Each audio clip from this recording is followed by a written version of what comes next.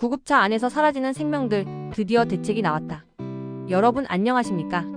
오늘은 우리 사회의 고질적인 병폐이자 가장 가슴 아픈 뉴스 중 하나인 응급실 뺑뺑이 문제에 대해 이야기해보려 합니다.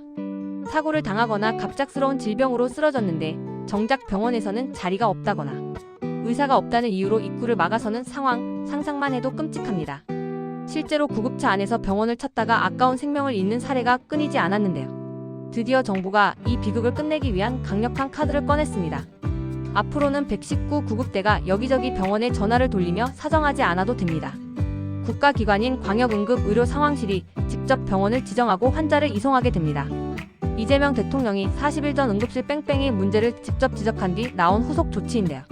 오늘 영상에서는 이달 말부터 시행될 응급환자 이송체계 혁신, 시범사업의 구체적인 내용과 그로 인해 바뀌게 될 우리 사회의 모습을 10분 동안 자세히 살펴보겠습니다.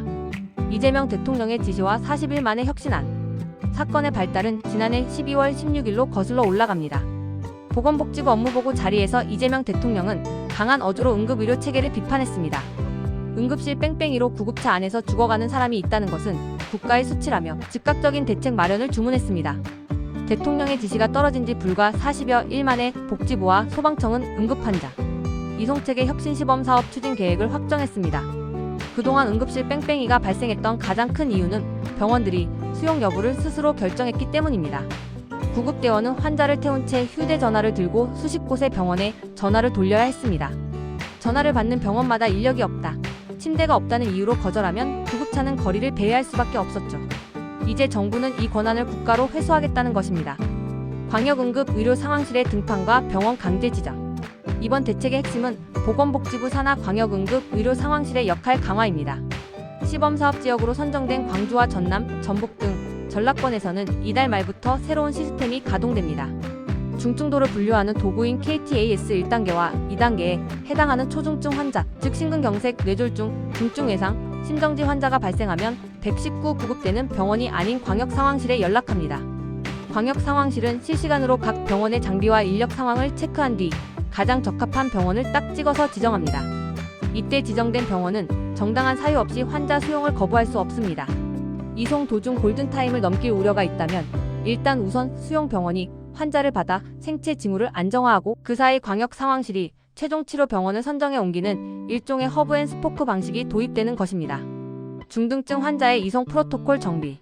그렇다면 초중증이 아닌 중등증 이하 환자들은 어떻게 될까요?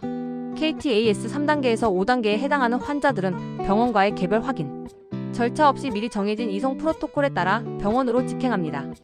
병원이 사전에 입력해둔 수용 가능 정보에 근거해 119 구급대가 판단하여 즉시 환자를 옮기는 시기입니다. 이렇게 되면 구급대원이 현장에서 길 위에서 낭비하는 시간이 획기적으로 줄어듭니다. 환자가 발생하면 즉시 출발하고 이송 도중에 병원이 결정되며 병원에 도착했을 때는 이미 의료진이 준비하고 있는 시스템을 만들겠다는 것이 정부의 구상입니다.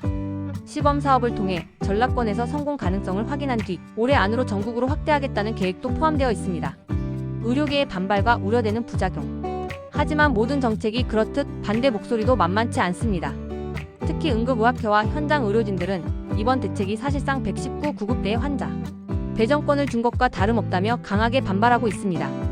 병원 상황을 완벽하게 파악하지 못한 채 환자를 밀어넣기식으로 배정한다면 결과적으로 병원 내에서 대기 시간이 더 길어질 것이라는 우려입니다. 응급의학의사회는 환자가 병원에 도착해도 치료할 수 있는 의사가 수술 중이거나 다른 응급 환자를 보고 있다면 결국 병원 복도에서 수시간을 기다려야 하는 사태가 벌어질 것이라고 경고합니다. 이 과정에서 발생하는 의료사고의 책임 소재가 불분명해진다는 점도 큰 쟁점입니다.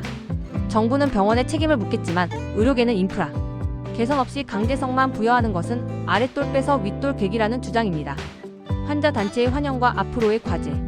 반면 환자 단체와 시민들은 이번 대책을 크게 환영하고 있습니다.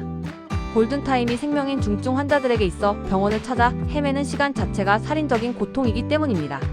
일단 병원에 들어가야 살 수 있는 확률이 생기는데 문전박대부터 당하는 현실은 반드시 개선되어야 한다는 입장입니다. 이제 남은 과제는 광역상황실이 얼마나 정확한 정보를 바탕으로 신속하게 판단하느냐, 그리고 강제로 환자를 받은 병원이 실제로 환자를 치료할 수 있는 실질적인 지원을 받느냐에 달려 있습니다. 단순히 병원 입구까지만 데려다주는 것이 목적이 아니라 최종 치료까지 안전하게 이어지는 시스템이 구축되어야 이번 혁신안이 진정한 성공을 거둘 수 있을 것입니다. 응급실 뺑뺑이 없는 대한민국을 꿈꾸며 정부가 내놓은 응급환자 이송체계 혁신안.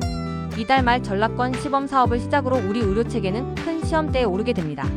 정부의 강력한 의지와 의료계의 현실적인 우려 사이에서 접점을 찾는 것이 중요하겠지만 무엇보다 소중한 생명을 지키는 것이 최우선 가치가 되어야 함은 변함이 없습니다. 이번 대책을 통해 적어도 구급차 안에서 병원을 못 찾아 숨지는 안타까운 뉴스가 더 이상 들리지 않기를 간절히 바랍니다. 여러분은 이번 정부의 대책에 대해 어떻게 생각하십니까? 강제적인 병원 배정이 응급실 뺑뺑이를 해결할 수 있는 열쇠가 될까요? 여러분의 의견을 댓글로 남겨주세요.